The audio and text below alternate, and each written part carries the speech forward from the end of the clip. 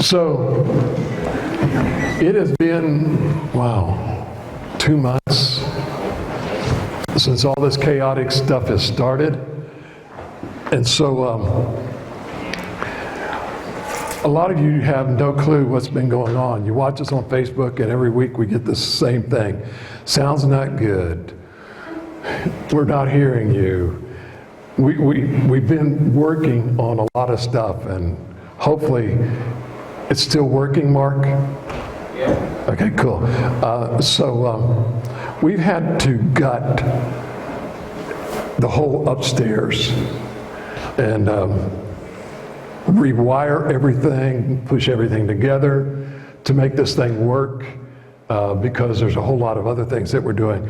And so, Mark, can I come down here for just a minute? Most of you all never get to see Mark because Mark is always upstairs, kind of hiding. He's the guy in the crow's nest that kind of monitors everything, kind of gets everything together.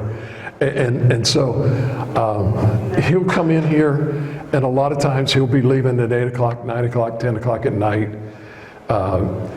He's the little guy that is the only one that can crawl up in the attic.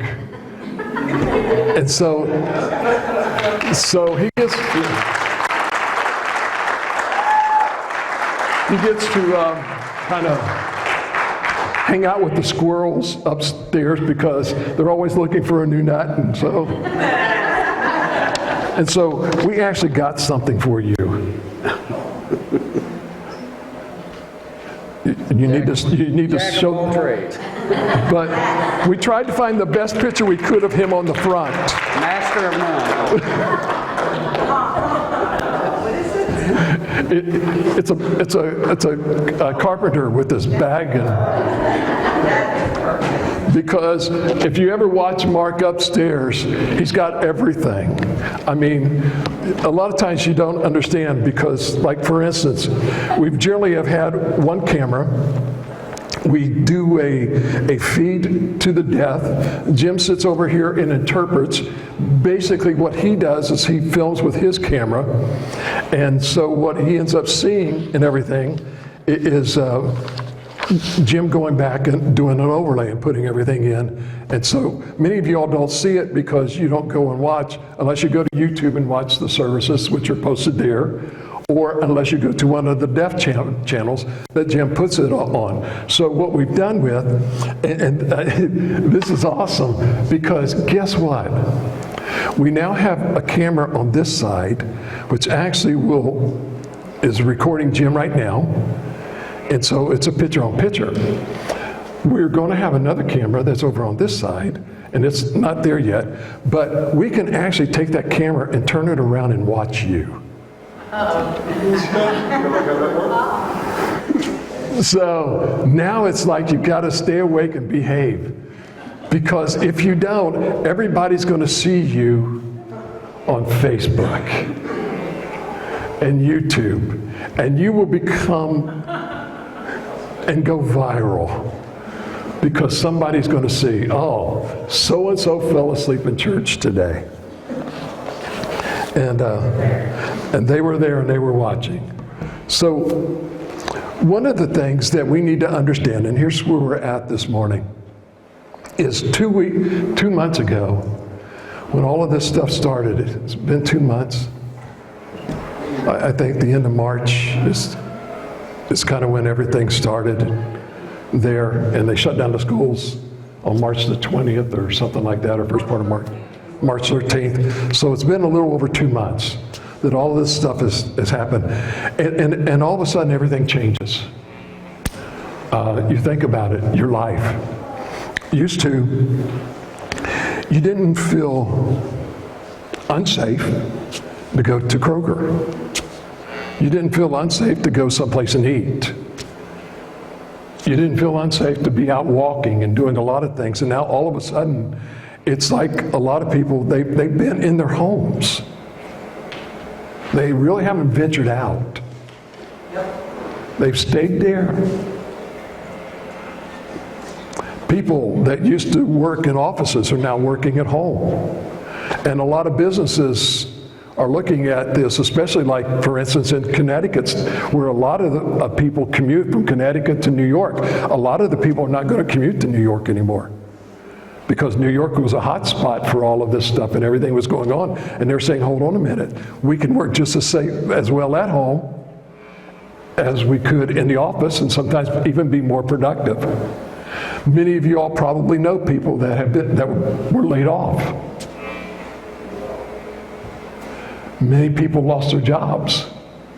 I mean, you look at it, we're talking somewhere close to over 20 million people in a month and a half that are not working. And things have changed drastically. And the things that are going on. And it's not just affected your own personal life. It's affecting everything about the whole world. You know, some are saying, well, we're not going to do anything until we find a cure or a vaccine for this virus. The problem is, you've got to understand, they've had SARS out for over 10 years, and they still don't have a vaccine for it. HIV, which is also a virus, they still don't have a vaccine for it, and it's been over 30 years. Will they find a vaccine? They might. But what happens if they don't? Do we shelter in place? It ain't going to happen because people are upset because there's so many things that they want to do, and now you've come in and you've changed and you've rearranged. And it's the same thing with churches. You know, when all of this stuff started, Solid Rock down the road, they kept their church doors open.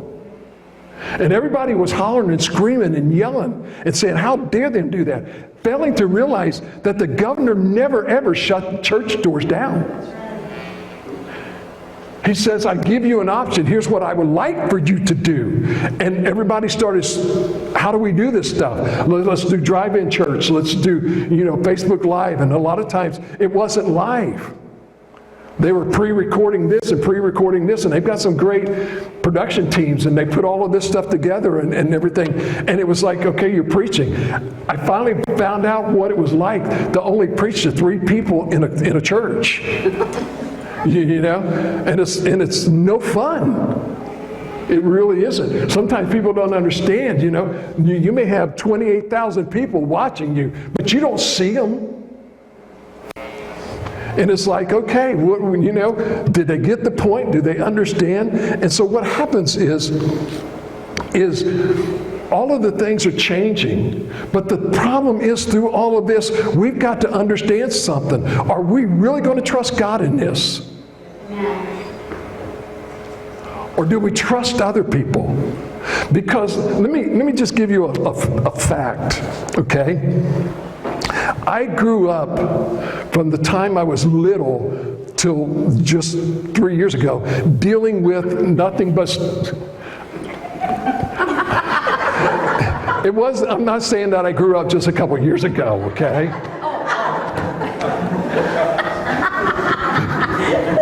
When I grew up until a few years ago, I worked with computers. And I learned one thing. I can build the best formula or the best equation for solving a problem. And I can put in a number and can come out with an extraordinary number. And the answer was, is it right? Yes, it is. It was right for the formula, but it wasn't the right answer. And so a few months ago, this guy over in England who said that, 2 million Americans were going to die. They took his equation, 2 million Americans were going to die. Okay? Go back and look at what this guy has also predicted. He also predicted, I think it was 1 million people would die from SARS. He also predicted, I think it was something like 20, 30 million was going to die from HIV, AIDS, and everything else. This guy, for the last 20 to 30 years, has predicted everything, and every one of them were wrong. And so what do? They take his equation, and they're going to believe it, and they push it out, and everybody's afraid. I'm not saying that we aren't afraid. It's not a fear, it's a respect, as I've said a long time ago. You respect things. I've learned to respect water, not to be afraid of it. I know that I can't swim, so guess what? I am not going to cross a bridge that is covered with water and watch it go down, because I've seen what water can do when it flows. And so it's coming to the point of how are we going to get through this reality? Because what we need to understand is there was a lot of things that we had planned. We had planned for VBS in July. We had planned for this, we had planned for that. And all of a sudden it's like, okay, what are we going to do when plans change? How are we going to do these things? And churches are trying to come to some type of understanding. What are we going to do? Some churches are not even going to go back to Sunday school. Their Sunday schools are meeting online. And they're finding out they're getting more people to come. And so they're saying, okay, we're not going to do Sunday school or life groups. And as a matter of fact, we're not going to do our life groups on Sunday morning. We're going to do them on Thursday or Tuesday. We're going to do this or we're going to do that to help accommodate people, because we're in an ever-changing world. Do you understand why it was that the church came up with the 11 a.m. worship service on Sunday morning? And everybody, man, when it hit 11 o'clock Sunday morning and they came to this agreement that let's do this, it was because of the farmers. The farmers needed to milk the cows and do all of their chores that they needed to do early in the morning. And it was a lot of times they weren't getting them done until 9:30, 10 o'clock. And church was starting at 9:30 and 10 o'clock. And so they said, hey, you want us to come to church, you've got to give us a little bit more time, because we can't make it. So what did they do? Everybody changed to 11 o'clock. And that was the hour. And then all of a sudden churches started moving back from 11 o'clock. Let's move it back a little bit. And man alive, it was like the devil snuck into the church. How dare you? That is that. Because what you got to do is, it's 11 o'clock and you've got to be done, preacher, by noon. Because we've got to beat everybody's crowd to go out to eat, because everything began to start opening up on Sunday. It didn't matter if you cooked a meal and there wasn't anything. It didn't matter how long church was. You went home and ate. It didn't matter whether it was 12:30, 1 o'clock, or 2 o'clock in the afternoon. You went home and you ate. But now we don't do these things. So we need to understand some things. And I read with you James chapter 4, verses 11 through 17. I've got them on the screen, so you can bring them up. If you don't, we'll go on. And here's what we got. Don't criticize. Or I'm sorry, where are we at? 13? Okay. Come now, you who say, today or tomorrow we will travel through such and such a city and spend a year there and do business and make a profit. Yet you do not know what tomorrow will bring, what your life will be, for you are like a vapor that appears for a little while, he says, and then vanishes. He says in verse 15, he says, look, instead you should say, if the Lord wills, we will live and do this or that. So what would happen? In verse 16 he says, but as it is, you boast in your arrogance. All such boasting, he says, it's evil. So is it sin to know the good and yet not do it? And the answer to that question is absolutely it is. So one of the things is that when we look at this in writing and everything, sometimes we don't understand the Bible because we don't get into some of the history and what it was and how it was relate to the people of that day. And so what would happen is the Jewish people were great traders. And this is how they begin to build their cities. As a matter of fact, in the Bible, when you talk about the parable that Jesus quoted of the Good Samaritan, that is a story about people who would travel down this road. And it was a very traveled path of commerce. And people would come and people would go on this side of the road, going from one place to the other. That's what they would do, from city to city, and doing their trade. But the problem was that robbers also knew that it was a great thing that people would do. And then in these certain areas, there were the high cliffs where they could hide.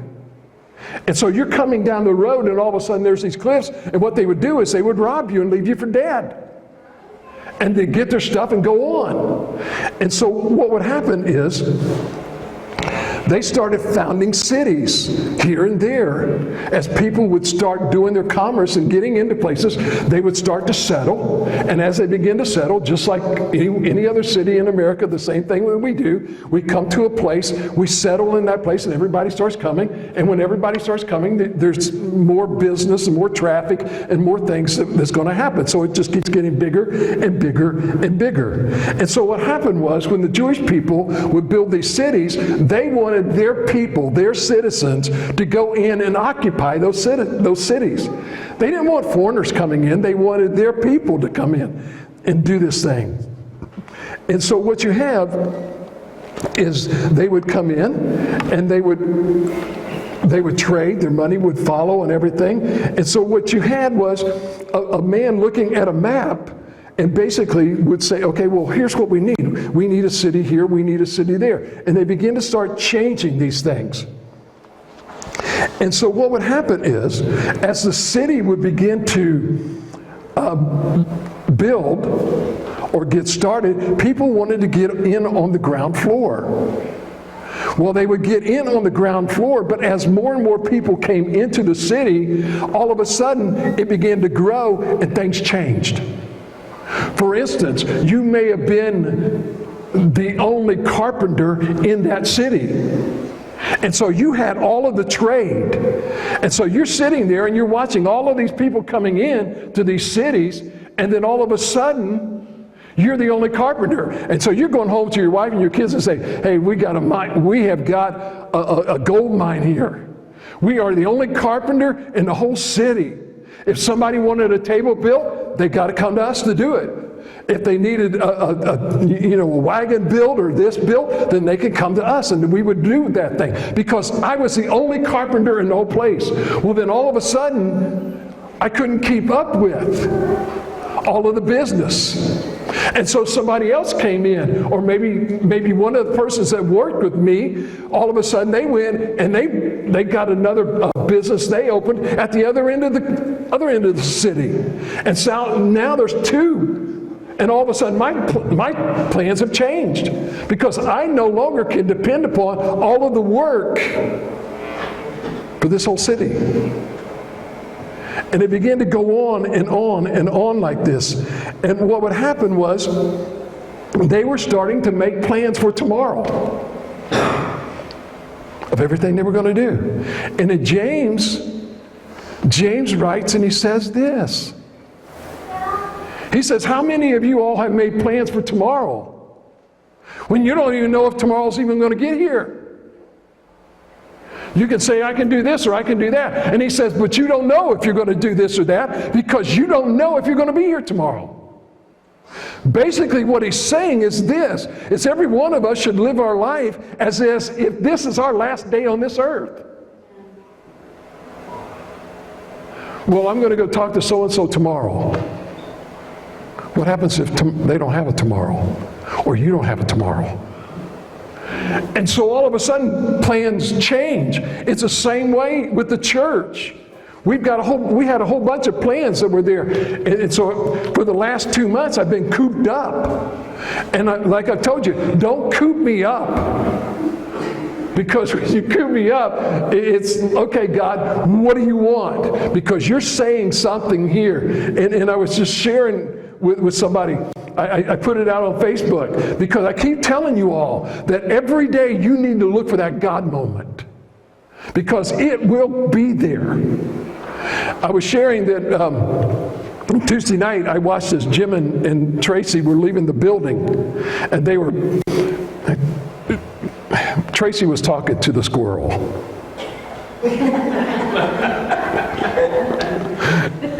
At first I thought she was talking to Jim, until I realized she's looking down there and she's watching the squirrel over to the corner. And so I came in on Wednesday after I was delivering my food for all these kids that we've been doing for 2 months. That was only supposed to be 2 weeks. Has now gone into 2 months. Every day, Monday through Friday, except the one holiday that was in there. on Good Friday. So I look over behind the bushes and I see a lawnmower and a weed eater. And I thought, that doesn't belong there. You know, that doesn't belong there. And so I looked on the cameras and I saw this guy come over and go back and go over. We didn't catch him coming in and everything. So I thought, okay, fine. He has stolen it from somebody, so I'm going to put it up, and then I'll call the police and I'll ask them if somebody's reported it, la da da. So I put it in the garage. I got busy Thursday, Friday, and then yesterday I thought, man, I got to call the police on Monday and really talk to them about this. Well, lo and behold, there was a policeman sitting in the parking lot. So I go over and I talk to him and I said, hey, I'm not putting this out on social media. Anybody looking for a lawnmower or a weed eater? I've got it over here on our property and you can come get it. And I thought, no, I'd have everybody in Middletown that needed a lawnmower and weed eater. And I couldn't say, okay, is it yours or not, you know? They could tell me. And so he said, well, what kind is it? And I said, it's a Craftsman, it's brand new. He says, you won't believe this.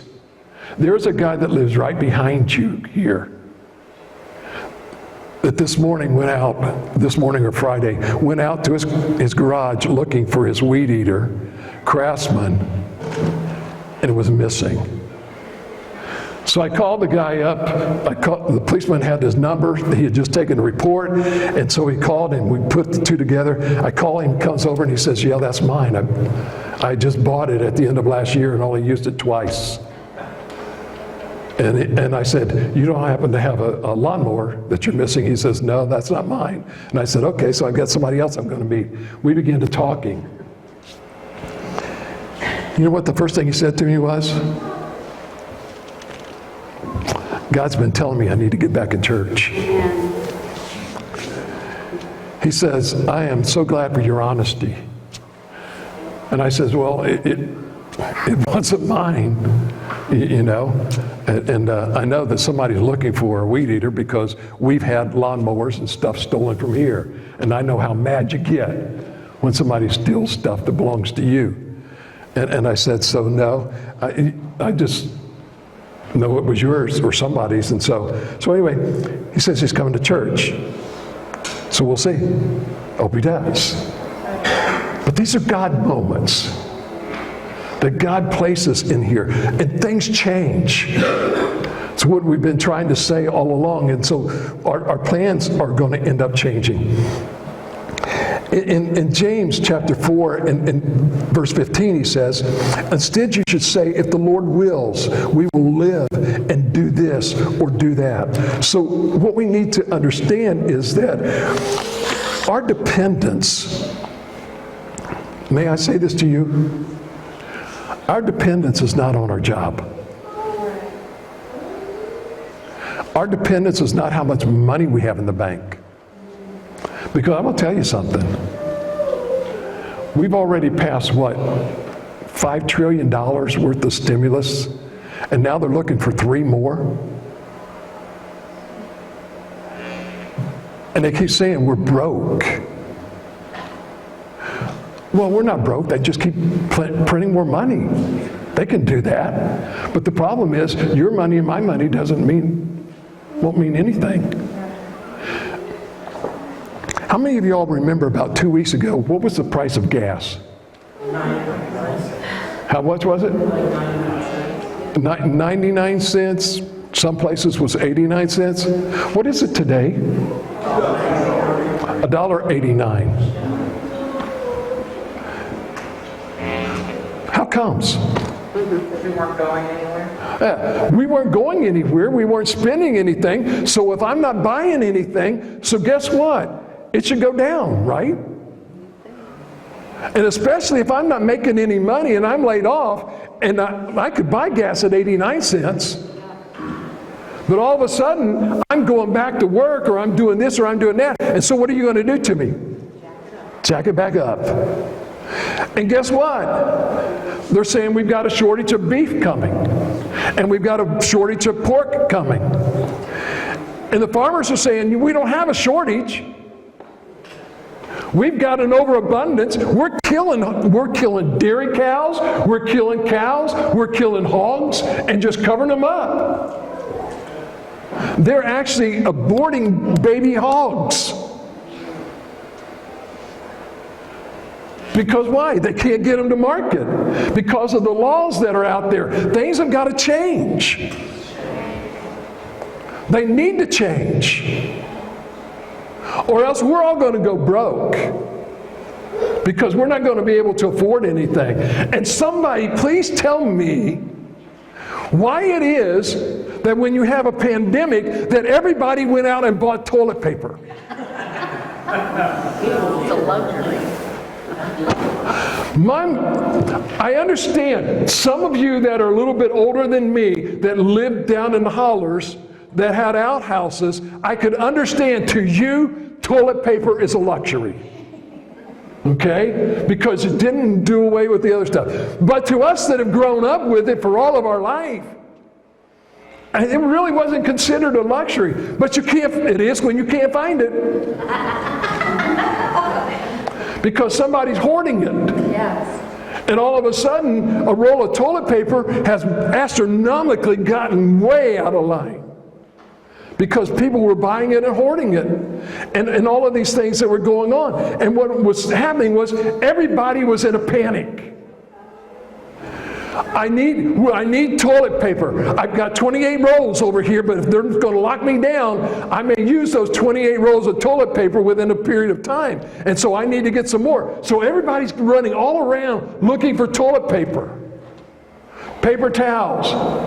The first time I walked into the store with all of this stuff, and I went down the paper aisle, and I looked and there was toilet paper.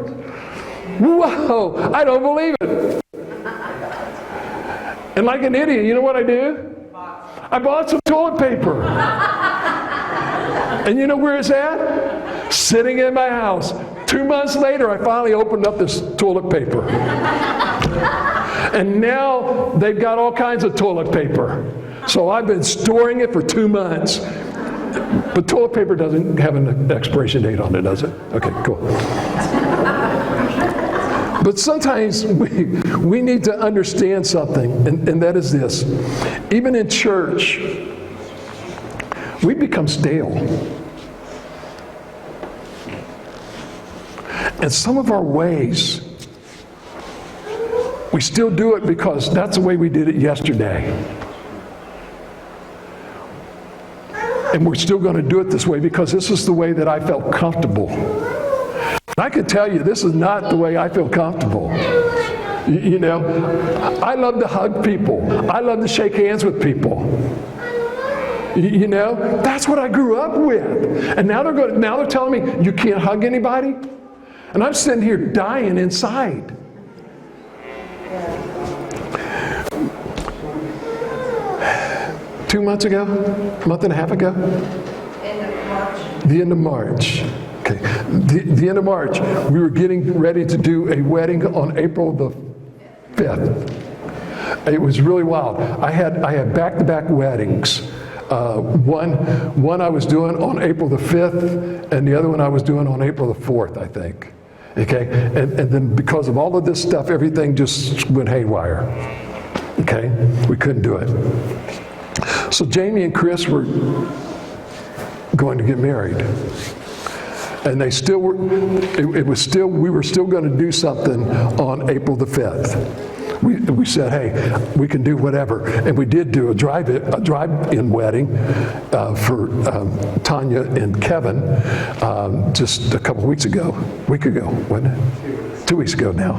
So yeah, I've never done one of those in my life. You know, it's kind of cool. We might do some more, you know, but it's not the same. It's just not the same.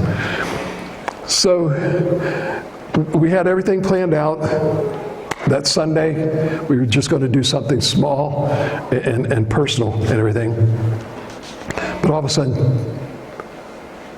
some plans got changed. Monday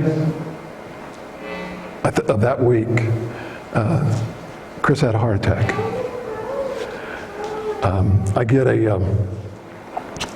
I get a text message, I think from Jenny, Jamie's mom.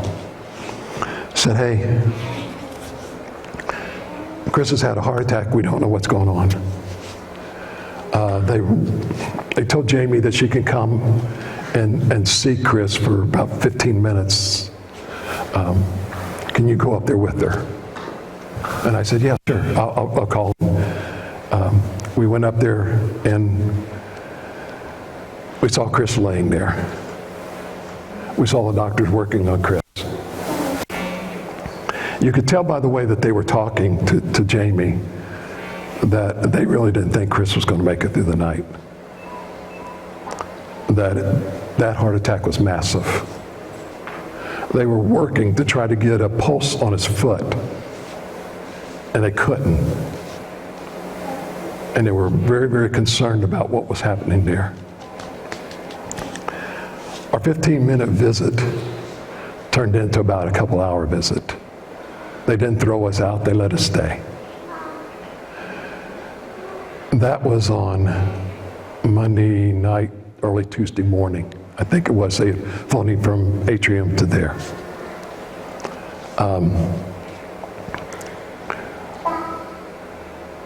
April the 5th was on a Sunday. So between early Tuesday morning to about Friday, Chris started slowly getting better. Saturday a little bit better, and Friday I talked to the chaplain that was there, and they agreed to allow Jamie to come in, and they were going to do the wedding in that room where Chris was at. And they did the wedding on the 5th.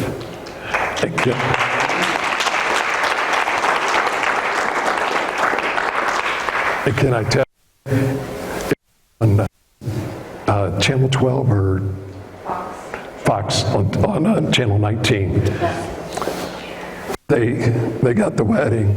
They talked to Jamie. Chris was sitting up with the little tie that they had made for him, and his gown, you know, and everything. And today he's here with us. Yes. This is what I'm saying. We got plans, but there are times God changes those plans, guys. And we don't know what they're going to be like.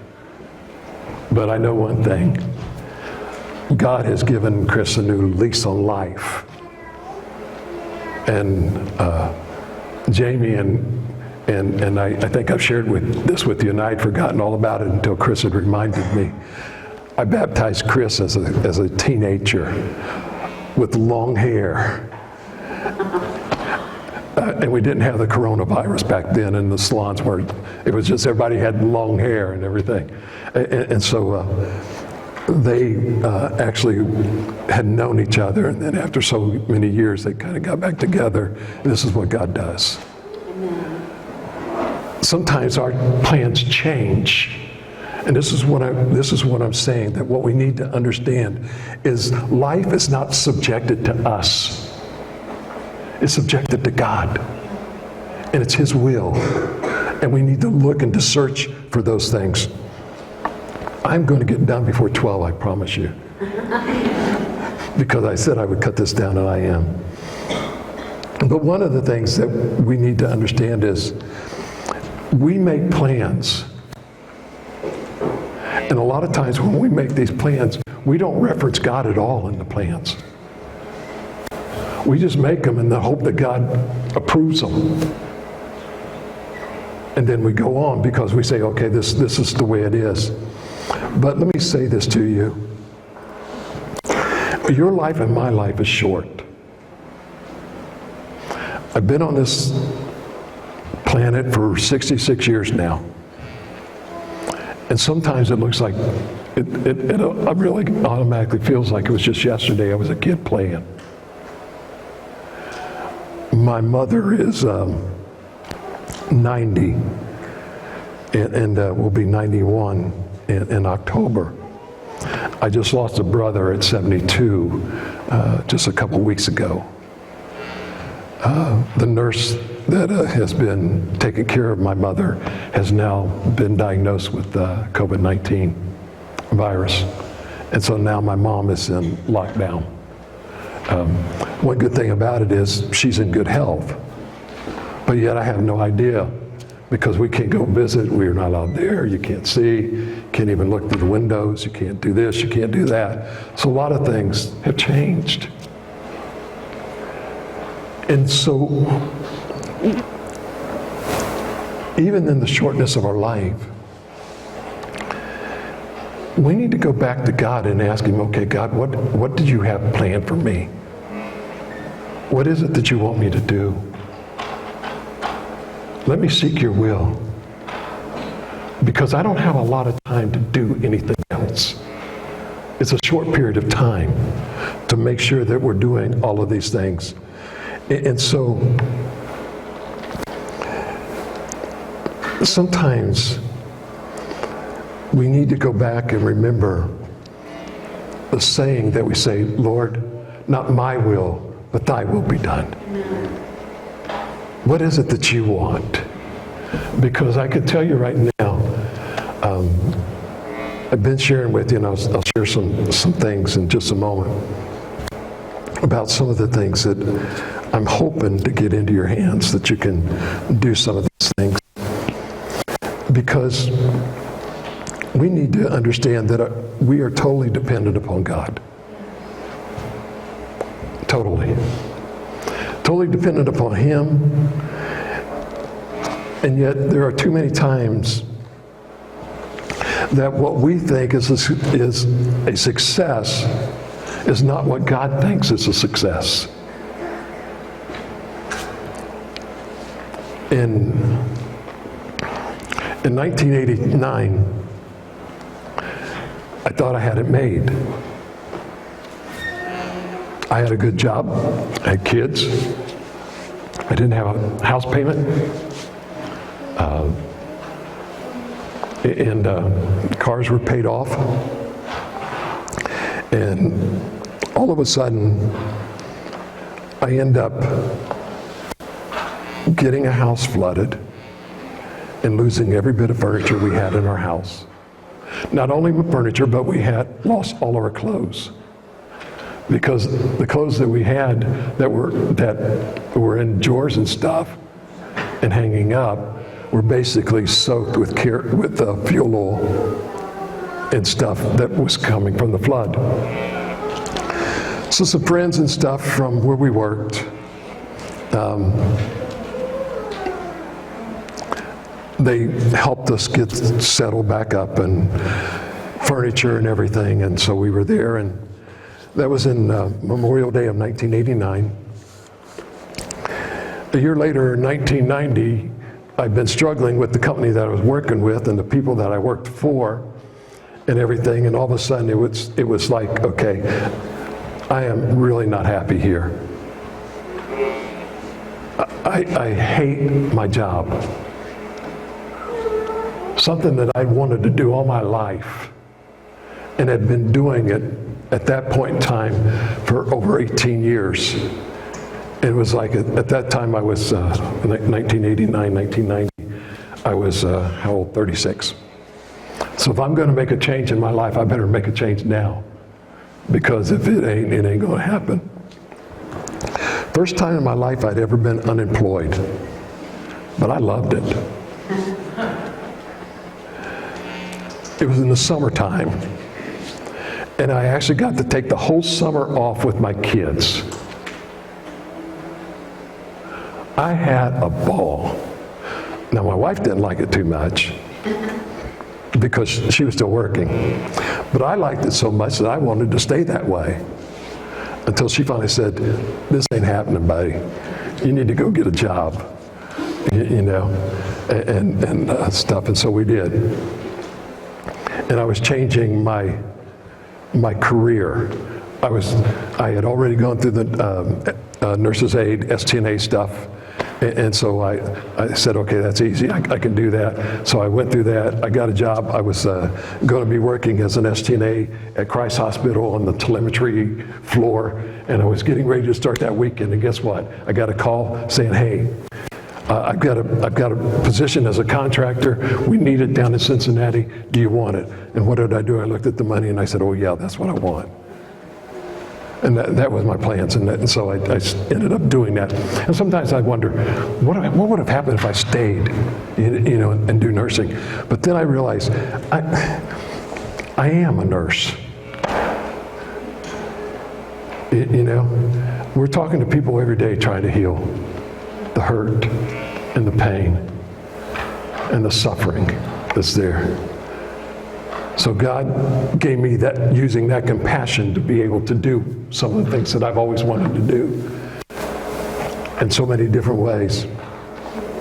I still talk to people that I work with, and it was amazing. I had posted something out on Facebook, and a girl that I knew growing up and had kind of lost touch with until here recently with Facebook. I've been able to reach back out to a lot of people, and she wrote this. She says, I always knew when you were a kid that you were going to be a preacher. I said, really, I never knew that. How is it that you guys could see it and I never did see it until later on? And the things that were there. And the plans that we have sometimes get lost. And so I've got a couple things that I want to show. Number one is I got a video that I want to show you. And that is this. I need you to ask yourself this question. What are you living for?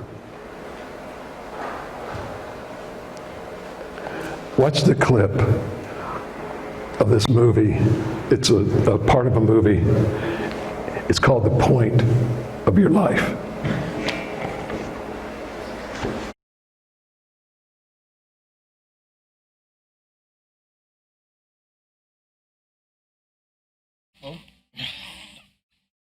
Okay. Yeah. Lovely. Yeah, she's delightful, isn't she? You dim the lights just a little Isn't bit. she? Tell the truth, Chris, I'm being a bit crap with her. You better take her back. Oh. Hey. I just think she could have been yours if you got your act together. Just think of that, yeah. So, the place is looking really nice. Barney. Oops, say hello to Will, Barney. Oh. Here we go, it's the Antichrist. Hello, Barney. How are you? He's lovely. Yeah. What about you, Will? Any desire for a family of your own yet? I'd rather eat one of Barney's dirty nappies. No, not really. I'm sort of all right as I am, I think. Oh, please, Will. What's that mean? Oh, please what? What? Look at yourself. You're 38 and you've never had a job or a relationship that lasted longer than 2 months. I wouldn't exactly say you were okay. I mean, I would say you were a disaster. I mean, what is the point of your life? Well, no, you're probably right. There's probably no point to my life, but thank you for bringing it up. Sometimes I think that God's asking us the question, what's the point of your life? If somebody wants to ask you that right now, what would be your answer? Do you know? Have you found out? Or are you still searching? You see, because a lot of times we need to understand something. That God has a plan for us even though it's not what we think or it's not what we want. So I finish with this clip. This is out of the movie Unbroken. And if you haven't seen this movie, you need to watch it. It's really good, but here it is. If you dim the lights, because this one is a little bit darker than that one.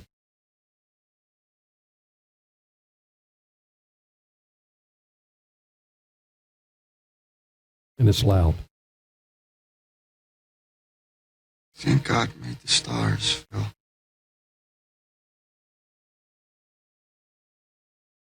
do. So you think there's some kind of a grand plan? Why'd we live and the others didn't? Why are we here now? Here's the plan. You go on living the best you can. You try to have some fun along the way. And then one day it's over. You wake up and there's an angel sitting at the edge of your bed. The angel says, "Okay, you can ask me all those dumb questions now. So I got all the answers." That's what you believe. Yeah. That's what I believe.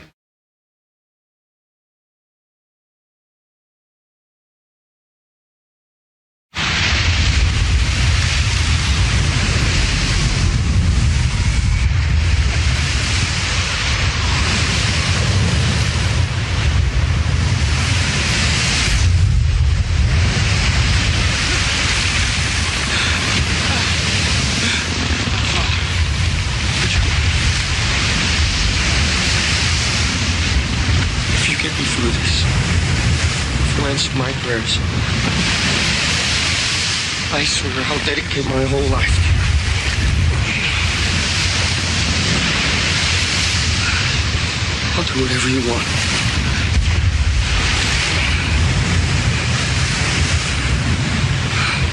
Please.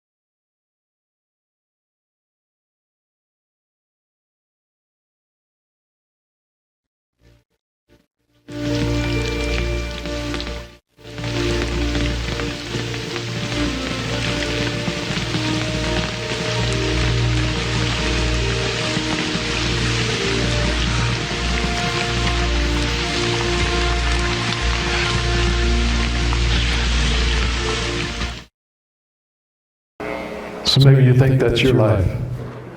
That I'm just going to go through life and do the best I can, and at the end of the day, I'll just wake up and there'll be an angel sitting on my bed.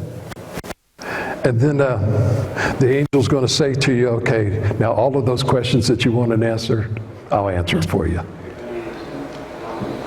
Failing to realize that that isn't life. Life is the storms. There are times that you think, am I ever going to make it through this one? You're hanging on for dear life. You saw in that boat, they were hanging on to that rope. And they weren't letting go. And they were praying and praying and praying. And maybe that's what you're doing in your life right now. You're hanging on for dear life because it's chaotic. It seems like those storms are just beating on you and the waves are around you, and all you see is nothing but destruction. And you feel nothing but pain. Until you finally realize joy comes in the morning. The sun will come up. And it will shine again. And when it does, even when the sun is shining and the rain begins to fall just a little bit, you're praising God. Even though you know that the storm, which was raining previously just a few hours before, was going to destroy you. You're praising God for the little bit of rain and the water and knowing it's okay. I can handle this, Lord, because you're with me. And I feel so safe. You see, guys and gals, there's a lot of people outside these doors whose life right now are like the three guys in those boats. They feel like their whole life is crashing in on them with no hope. And God has told us to go and tell them about the hope. And where is my hope? My hope is in Jesus. My hope is in Him. My hope isn't in finding a vaccine for a virus. My hope is not finding a cure for cancer. My hope is not in finding a job or buying a new house or a new car. My hope is found in Jesus. They can take away my life. They can take away my home. They can take away my car. But they can't take away my Jesus. Because they didn't give Him to me. He gave Himself to me. And only He could take it away, and He's promised me He ain't going to do it. So what do I find? I find peace in Him. No matter what comes. It's taken me a few years to get there. But I'm there. And as we begin to wind down this story, I'm so thankful to say, God, I love you. No matter what. No matter. So I ask you this morning, where are you standing with Jesus? Where are you? Are you safe in His arms? Or are you still struggling and fighting? You're still making your plans? Or are you saying, okay, Lord, I have no idea what you want me to do tomorrow. But I know whatever it is, it's going to be cool. And I'm okay with that. Let's stand with you. If you're here and you don't know Christ, online you don't know Christ, in your car you don't know Christ, I beg with you, I plead with you, online, in your car, get in touch with me and let me share Jesus with you. While you're here, hey, I love to share with you the best friend I've got. I posted the picture of our wedding day from 48 years ago. Man, did I look different. I mean, both of my legs were this big. And I thought, man, you sure have changed. And you know what? I thank God I have. Because I married my best friend. But I also had a best friend that was with me all the time. His name is Jesus. So what's your decision this morning? You just want to talk to Him? You just want to share? It's here.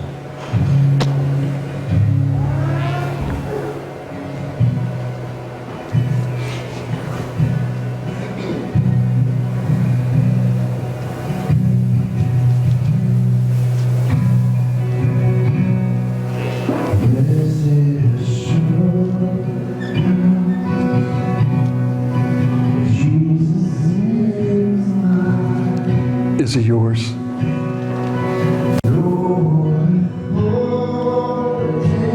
Yes, He wants to be yours.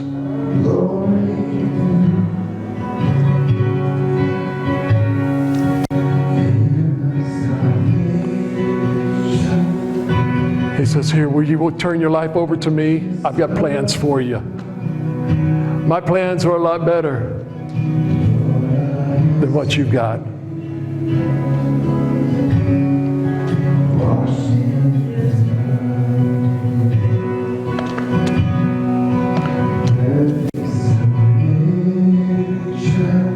perfect submission. Even in the sorrows and the pain,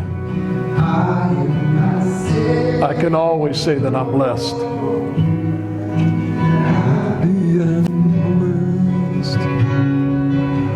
Oh, I'm watching and waiting.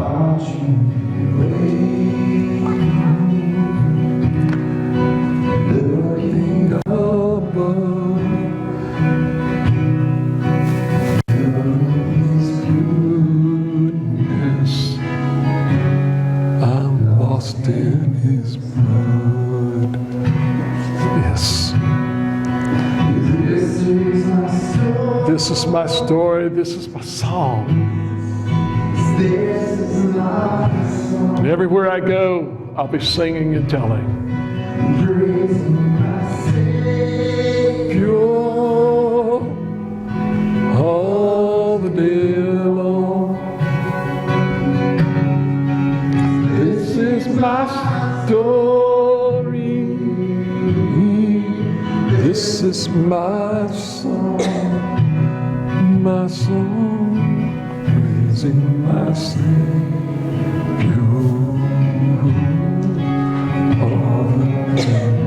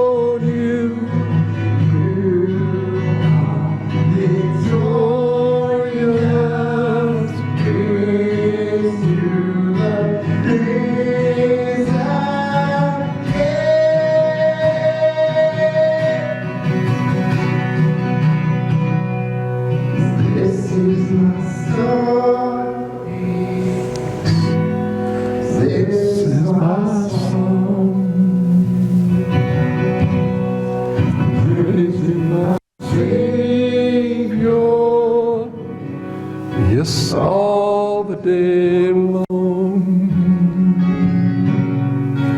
This is my story. Oh, this is my song, praising my Savior all the day long. Amen.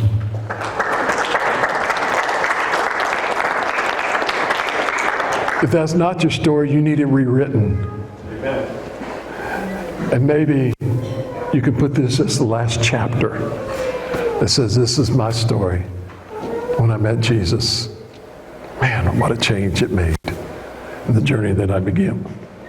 So, for those mothers that were not here last week, we will have some, if you'll get them, Linda, we'll have some gifts for you outside that you can pick up. We just want to say thank you. We know that the salons are open, but we decided that we would just go ahead and let you have your own manicure set, your own little mirror that you can look and see how you're looking. Pretty good. Everything's fine. And then we also have a bag, multicolors that you can choose. And so if you'll do me a favor and go that way and go out, and not everybody go out at the same time, just kind of social distance and make your way out, and we'll meet you out there. And so, again, I've asked for this because it's very important that I get this from you. I've asked you for your emails.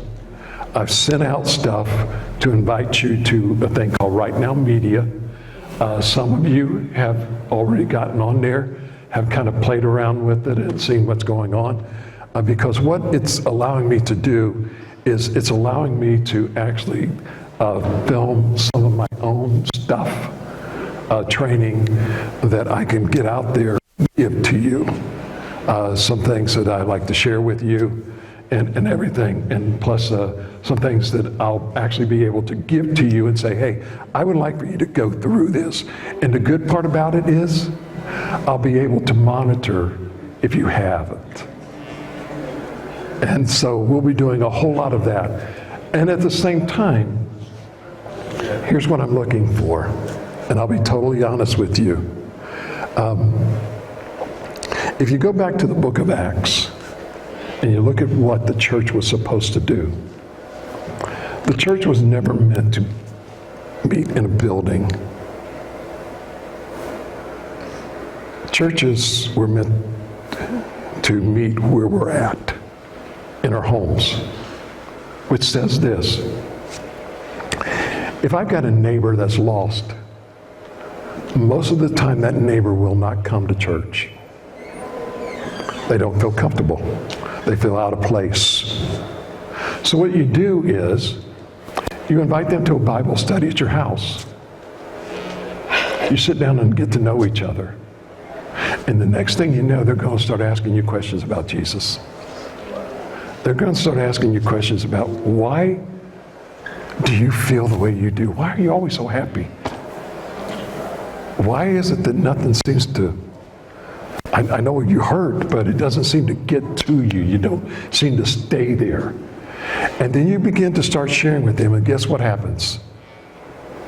They start coming to church or the building, because everybody meets there from their different places. This is what God's calling us to do, guys and gals, because too many times we've thought this is the church, this building at 1601 Jackson Lane.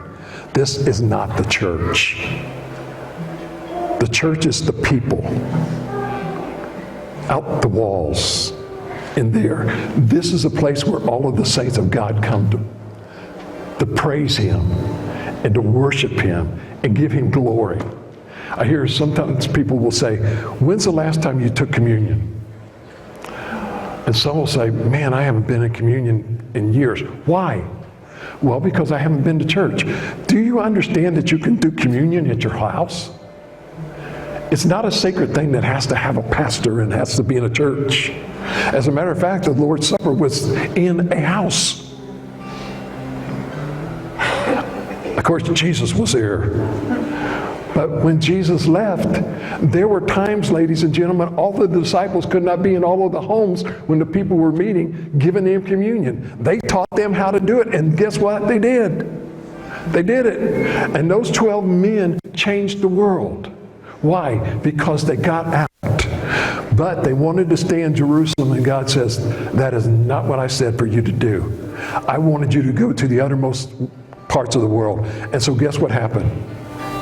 The church got persecuted in order for God's message to get to the people. I believe that Satan meant this for evil with this virus and put fear in everybody.